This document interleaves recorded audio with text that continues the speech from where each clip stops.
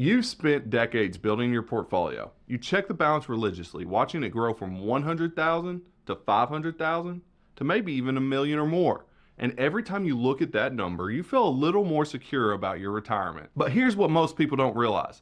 That balance you're staring at doesn't actually answer the most important question you'll face in retirement. It doesn't tell you how much you can spend next month. It doesn't tell you what happens if the market crashes right after you retire. And it definitely doesn't tell you when you need to make adjustments. I'm PJ Gibbs, a certified financial planner, and I help people within 10 years of retirement make confident income, tax, and investment decisions so they can retire without guessing. And in today's video, I'm going to share why shifting your focus from your portfolio balance to your retirement income changes everything. We're going to break down why accumulation thinking breaks in retirement, expose the limits of static rules, and introduce you to a better framework for making retirement decisions. By the end, you'll understand why good retirement plans adjust, bad ones panic. Let's start with what got you here. During your working years, the rules were simple. You contributed to your 401k every paycheck. You watched your balance grow. Maybe you increased contributions when you got a raise. You felt progress every time that number went up.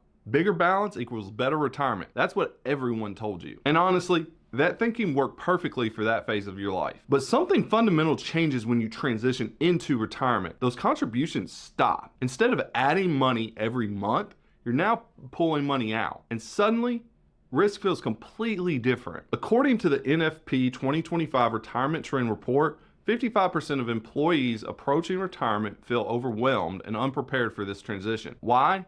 Because accumulation thinking doesn't prepare you for the decumulation reality. In your working years, a market crash was annoying, but it wasn't devastating.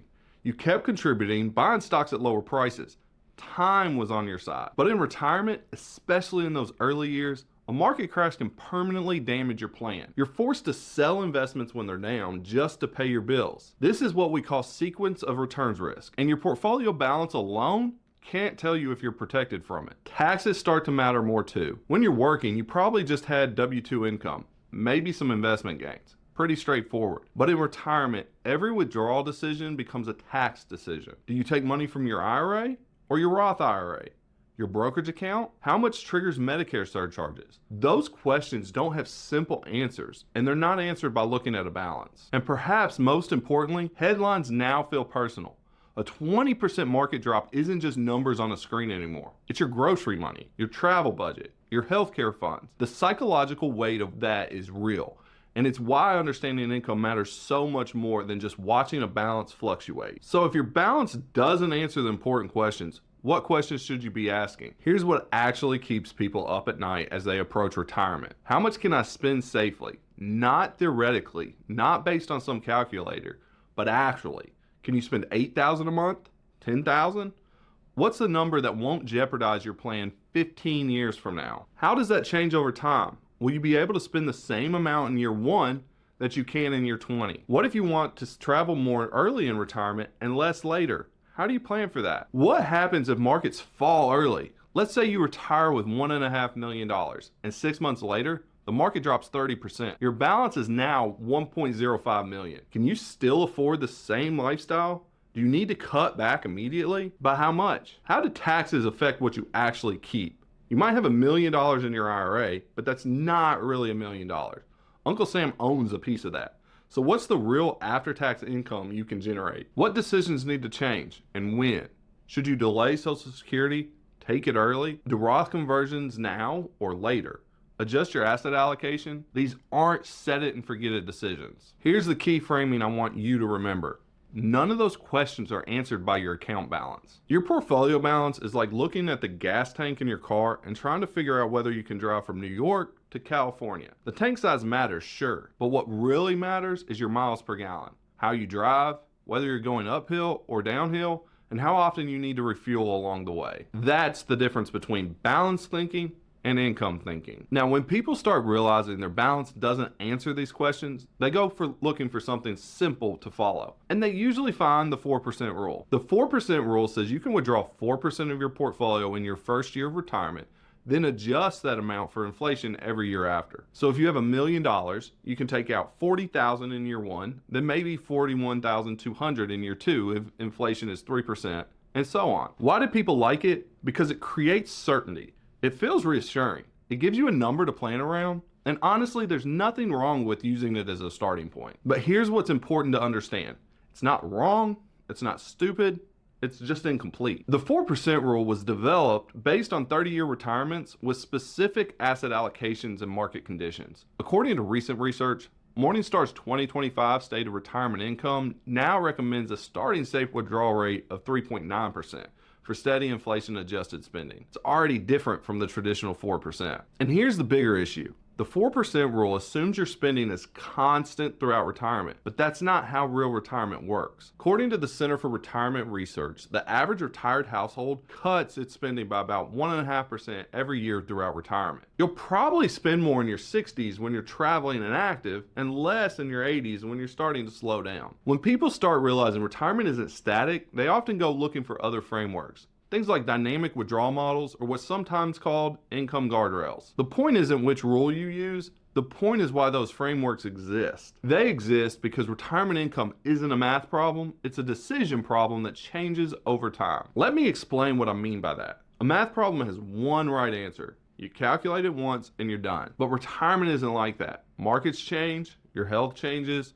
your spending desires change, tax laws change, Social Security might change. Your plan needs to account for all of that. So when someone tells you just follow the 4% rule or you need 25 times your annual expenses, what they're really doing is giving you a static answer to a dynamic question. Any approach that treats income as a fixed formula eventually breaks when real life shows up. And that's exactly why 49% of retirees have no formal withdrawal strategy at all, according to a 2024 IRA Logic survey. They're overwhelmed by the complexity. So what's the alternative? How do you plan for retirement if rules of thumb aren't enough and you can't predict the future? The answer is building flexibility into your plan. And this is where income thinking completely changes the game. Instead of asking, how big does my balance need to be? Start asking, what's my income range? And how can I adjust it based on what's happening? Let's go through a hypothetical scenario to illustrate this. Let's say someone retires with $1.2 million and needs about $65,000 a year to cover their lifestyle.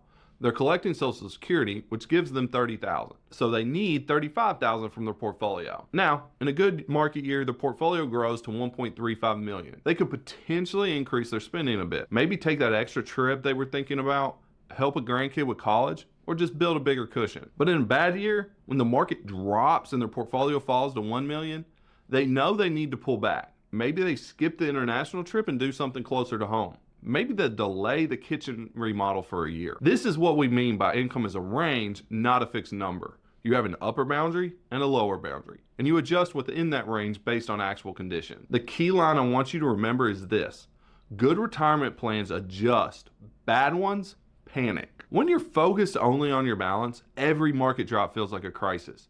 You don't know if you should cut spending immediately or ride it out. You don't know if you're still on track. That uncertainty creates anxiety, which according to BlackRock's 2025 Read on Retirement survey, affects 28% of retirees who worry about maintaining steady monthly income, up from just 16% in 2020. But when you're focused on income and you've built flexibility into your plan, you already know what you'll do in different scenarios. If the market drops 20%, you know exactly which expenses are flexible and which aren't. You're not guessing, you're executing a plan. This isn't about perfection. It's not about predicting whether the market will go up or down next year. It's about planning for change instead of hoping everything stays the same. Here's what that looks like in practice. You know your essential expenses: housing, food, utilities, insurance. Let's say that's $50,000 a year. You make sure that's covered by guaranteed income like Social Security, maybe a pension. That's your floor. You're never going below that. Then you have your discretionary spending: travel, entertainment, gifts, hobbies. That's your flexibility. In good years, you spend more. In challenging years, you spend less. You're still living well, but you're making adjustments that protect your long-term plan. This is the kind of thinking that allows you to retire with confidence instead of fear.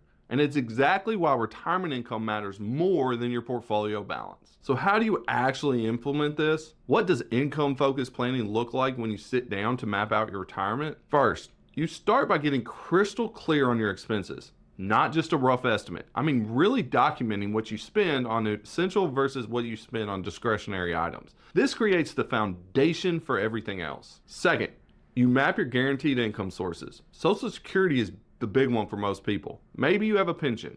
Maybe you're considering an annuity for part of your portfolio. These are the income streams that don't fluctuate with the market.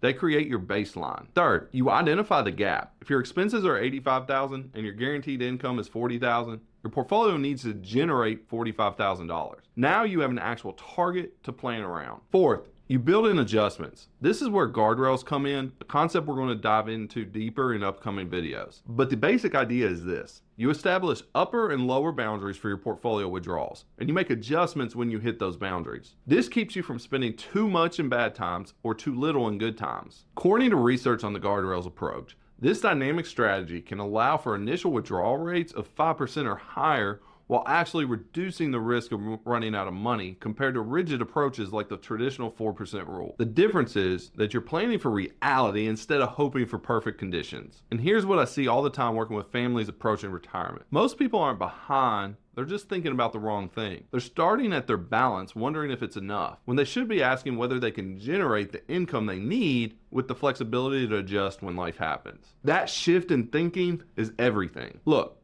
if this is resonating with you and you're starting to realize that maybe you've been focused on the wrong metric, I want to help you get clarity on what your actual retirement income could look like. I've created a retirement readiness scorecard that walks you through exactly what you need to know about your income sources, flexibility options, and the decisions you'll need to make. You can take that scorecard at the link in the description below. It's completely free. And if you want to go deeper and actually see your numbers mapped out with a personalized plan, schedule a call with our team at Trello Wealth. We'll walk through your situation and show you exactly what's possible. Because here's the reality. Most people are closer to retirement than they think.